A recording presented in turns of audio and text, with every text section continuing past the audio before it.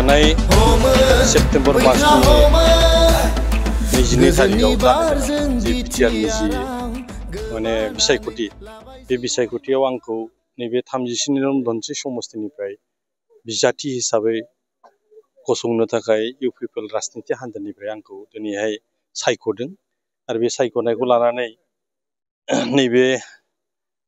बरिगाव primary कमिटियावबो दिनैहाय आंखौ लोब लोब जोंनि मावथिफोरा बा जोंनि जेसेबांखिनि प्राइमारिनि दैदेनगिरि मेम्बारफोर दं बिथांमोना खोब गोसो गोथारै बेवहाय थांनाय गोलाव समाव आंजोंनो जिहेतु खामानि मावखादोंमोन 5 बोसोर खामानि मावखादोंमोन ओंखायनो बिथांमोना आंखौ बिजाथि हिसाबै मोननायाव खोब गोजोननाय मोनदों आरो बिथांमोननि माने खौसेथि आरो थांनाय समाव सरकारनि जानानै जेसेबांखिनि अनसुंथाइफोर मोनदों खामानिफोर मोनदों आसनिफोर मोनदों बेखौ 100% मावफुंनायनि उनावहाय नैबे बरिगाव प्राइमारि कमिटिनिफ्राय जेरैबायदिहाय बेवहाय लोब लोब ओंखारबोनायखौ नुनानै खौसेथिखौ नुनानै दिनै बिजेपि आरो बिपिएफनिफ्राय फ्राय 22सा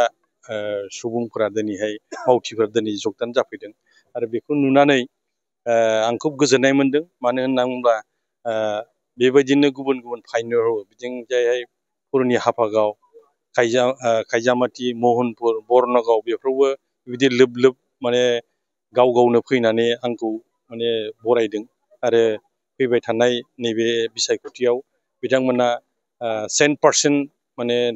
भट होनानै रायजो राजानिफ्राय देरहागोन देरहानायनि खामानिखौ मावगोन होननानै बिथांमोना दिनै गाव गावनो ओंखारबोनायखौ नायनानै खोब आङो गोसोआव बोलो मोनदों आरो बिथांमोननि मावनाया निस्सय जाफुंसारगोन होननानै आङो माने मिजिं थिदों।